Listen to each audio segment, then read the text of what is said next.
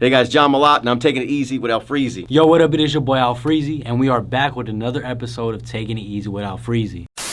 What flavors was it? Espresso? We got watermelon? Yeah, but we stopped calling it watermelon. We call it nitro shot because it doesn't taste like watermelon. It tastes like tequila. That was the original one. Our biggest challenge was like how to make it so that people, because it was designed to go in water initially. Oh, okay. And then nobody was doing it like that. After we formulated, had all ready to go, people started taking it straight to the head. And I did it straight to, I was like, dang, this is strong. Like, what do we do here? All right, we're out here with the old Snap Active Lifestyle products. It's the new delivery system, highly absorbable, liquid nutrition, vegan, sugar-free, dairy-free, all the frees, no fake sugars, no highly processed garbage anymore. And the delivery system is next level, straight to the head like this, push it in the center, take it in. You got liquid because you're gonna absorb it, you're getting what you pay for. Okay.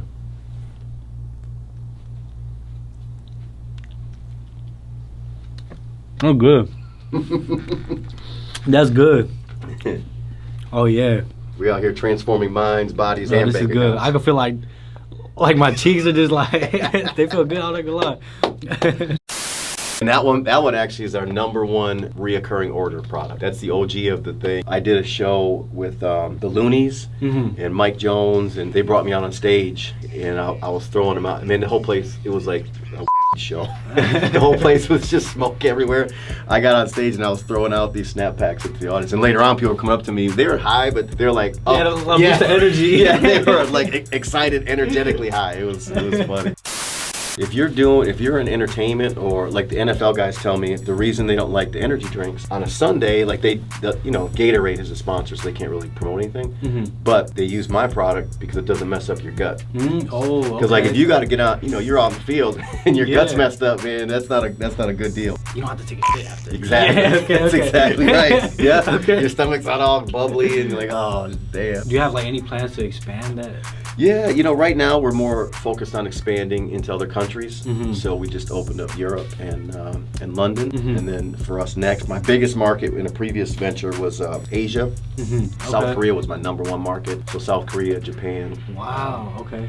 China's probably further out there, but Japan and South Korea would be good markets for us. Everywhere you go, you're basically promoting the product everywhere. We always say you got to be a product of the product. You got to believe, and it's tough to build a brand. You got to get behind it, man. Yeah. You got to be that brand. You got to live it, eat it, breathe it. You can't just be like, hey, I got this stuff. You want to check it out? Yeah. That's why when we do it, we're jumping around. We're making videos with people. Our biggest challenge is keeping up with manufacturing.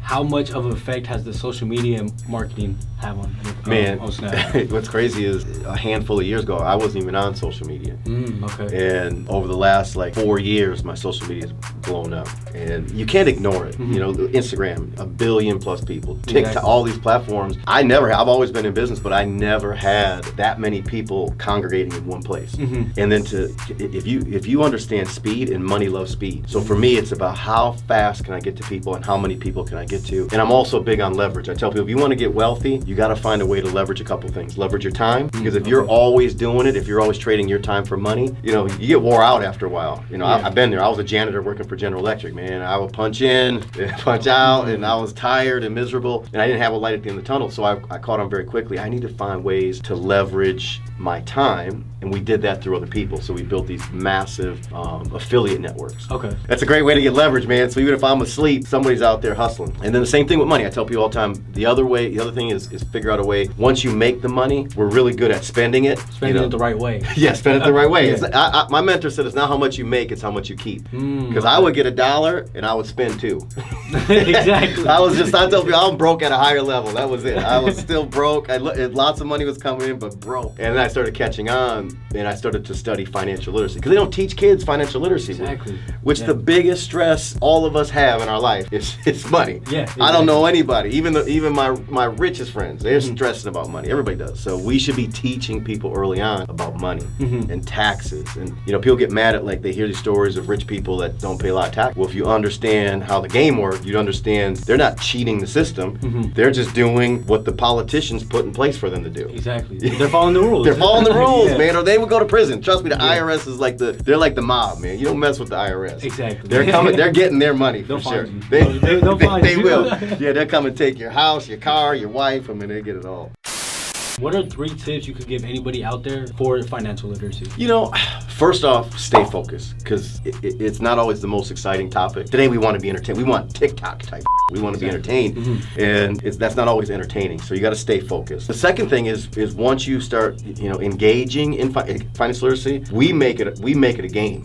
Like we played Monopoly, with my kids, and I said, look, this is what you got to understand. You understand? Take those houses, turn them into hotels. Own as much as you possibly can, and then later on, you start to realize there's like these 3 levels. You start with nothing, like most of us, and then we work our way into ownership.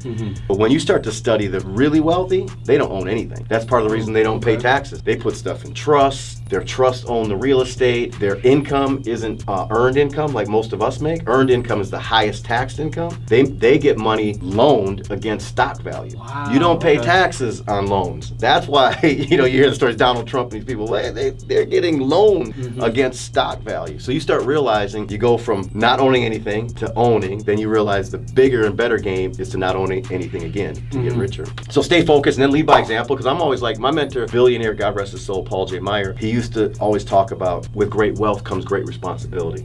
And he was in his 80s. This dude was climbing mountains, scuba diving, doing crazy.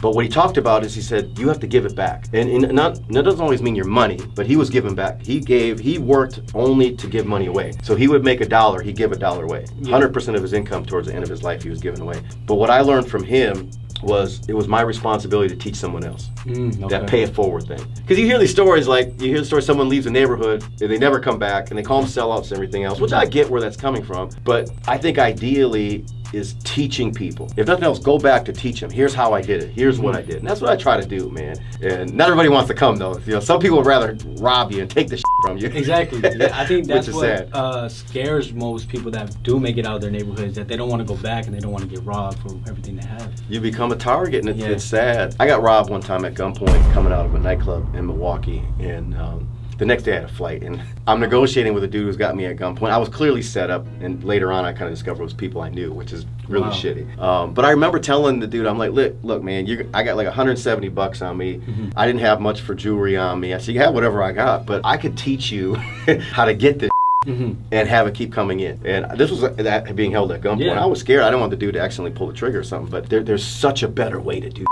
And it was the difference between the short-term hustle. I call it hustle money and quality money. I used to always have hustle money, but I had to hustle the next day. Figure out a way to take that same hustle. I just took that hustle, put it into vehicles that would pay passive income.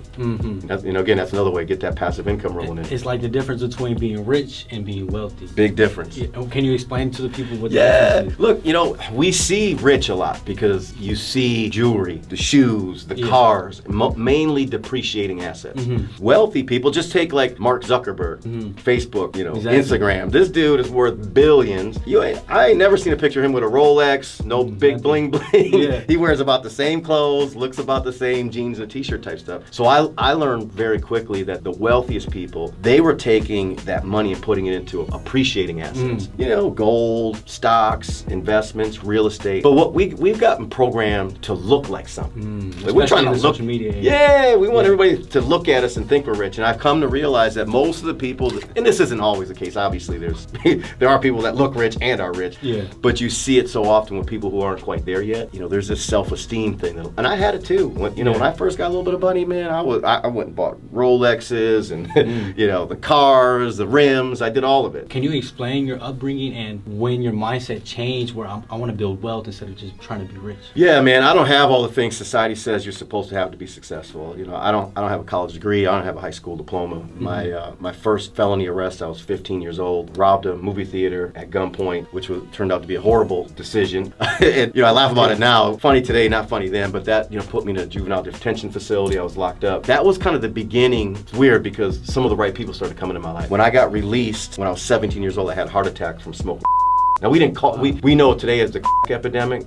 We were freebase and we were taking cocaine, turning it into rock and smoking it, and it literally almost killed me. And there were some circumstances around this, but I ended up in a drug rehabilitation facility, locked in it. And a guy by the name of Dave was a former outlaw motorcycle gang member. Dave was the first guy who turned me on to personal development. He said, your problem is you don't take responsibility for anything. You blame the government, you blame your dad, your mom left you. He said, you're a little and that's basically what he said. And he held the mirror up and he said, you're here because you deserve to be here. This is all you, 100%. And then he gave me a book, and the book was called How to Win Friends and Influence People. And I never knew that this information existed. And then he said, your way out of this neighborhood, out of this lifestyle, is through business. Because I never saw. I tried to be an entrepreneur in the hood.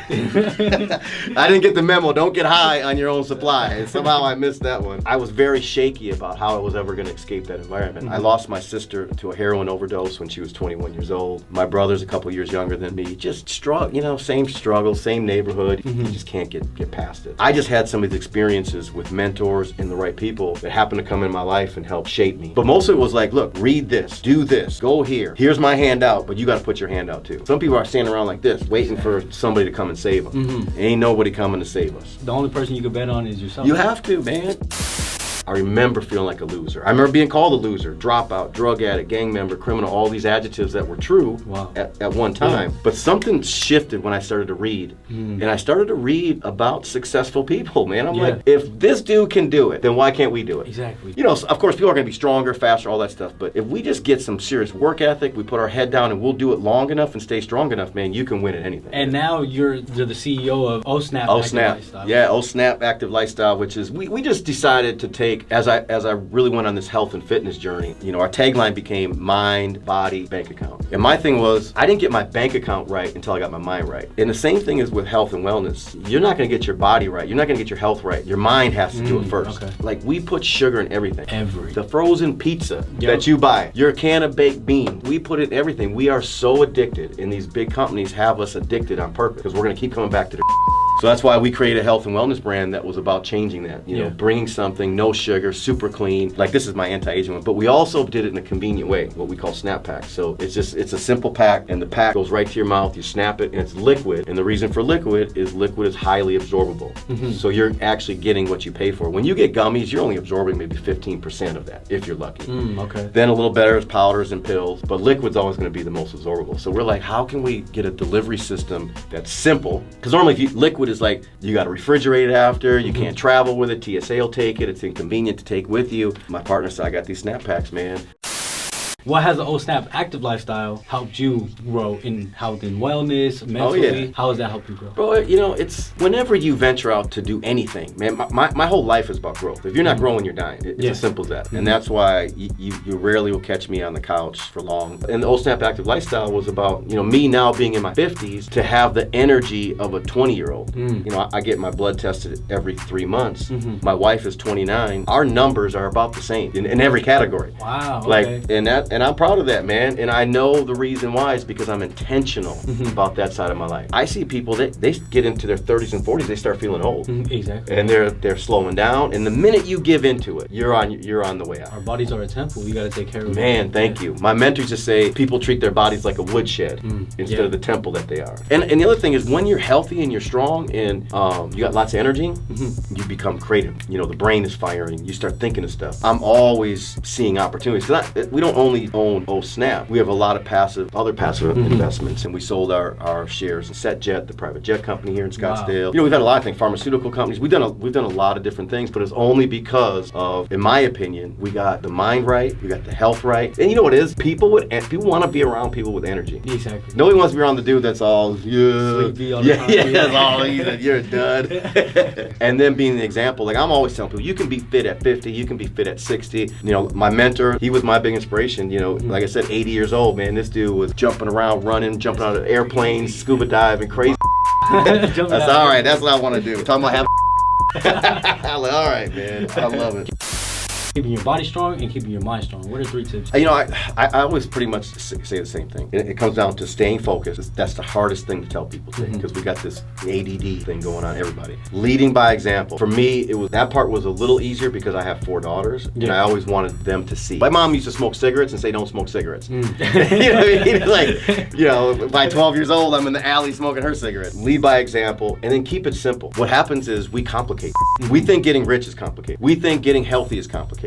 And as soon as the mind gets confused, you become paralyzed. And I see more people, they have the potential, but it never comes out because they're confused. I hear it all the time. People hit me up on social media all the time. I don't know where to start. I don't know where to start.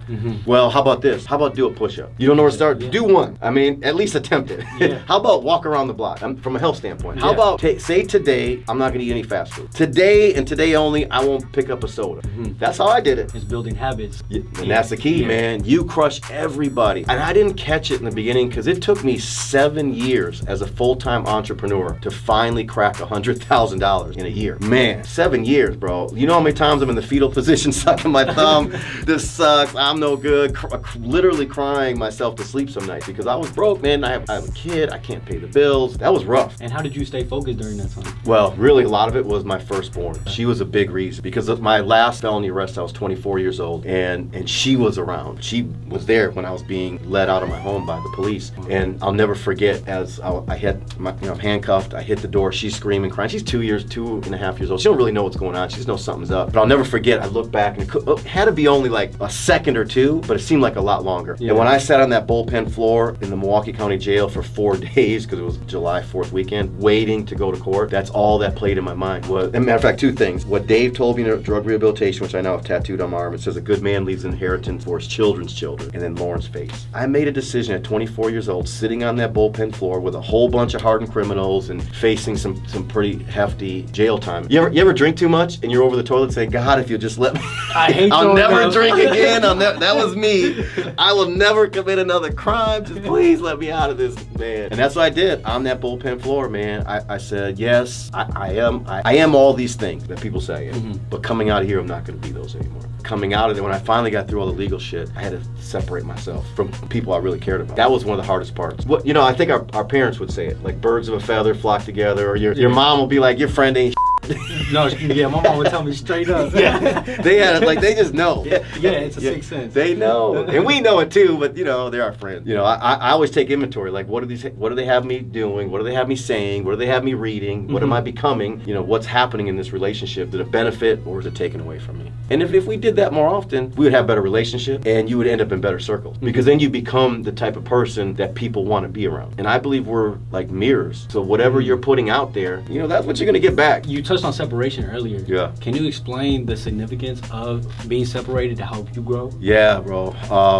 First off, I look at the neighborhood I grew up in, and I caught on pretty quickly that this wasn't a place conducive to grow. When you got bars in every corner, liquor stores, you got check cashing places, rent to own centers. This is a place. This is a area that is designed to keep people stuck. And I caught it quick. So the first separation for me was like, all I could think of, I gotta get out of this. I gotta get out of this environment. That environment is depressing. Once I separated my location, which isn't easy, like it's easy to say now, you know, get out of your neighborhood. But when you're struggling to pay the rent in that neighborhood, you're like, how am I?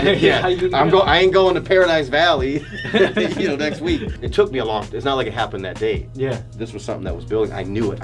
And I believe if you think about it enough, if you're focusing on it enough, things start to happen, man. I don't know how I didn't design the universe. You know? My mentor would say, look, when you get your own planet, you can set it up however you want to set it up. But right now, we got to live by how these rules work. So I just studied the laws, like the laws of attraction, the laws of wealth. And these are real laws, man. Like the law of gravity. If you don't know gravity, you don't understand gravity, just take a step off this roof. And gravity's always working, no matter what.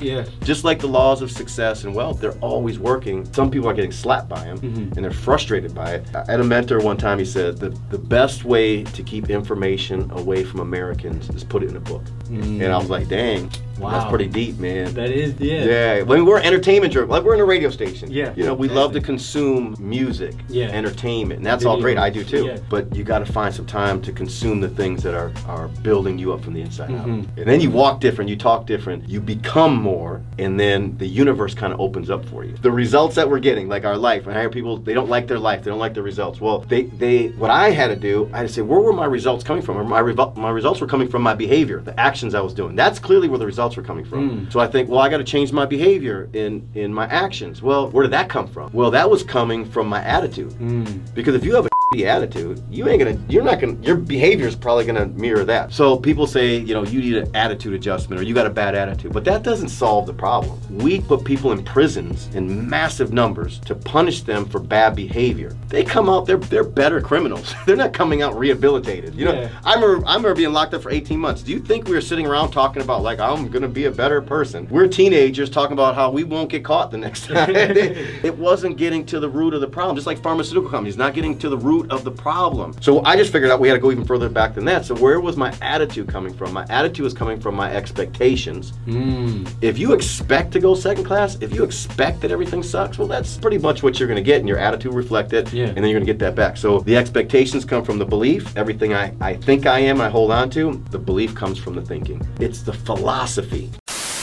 And then use our products, man. Grab some it's OSNAP, not OH, OSNAP. You can check it out, osnap.com if you like. Snap some packs, cash some checks. We're looking for affiliates too, so anybody wants to make some extra cash on the side, we got a good side hustle for you. I'll be there. I'm about to take you before I go to the gym. That's what I'm talking about. Thank you. This has been another episode of Taking It Easy with Alfreezzyy with Power 98.3 and 96.1. Till next time.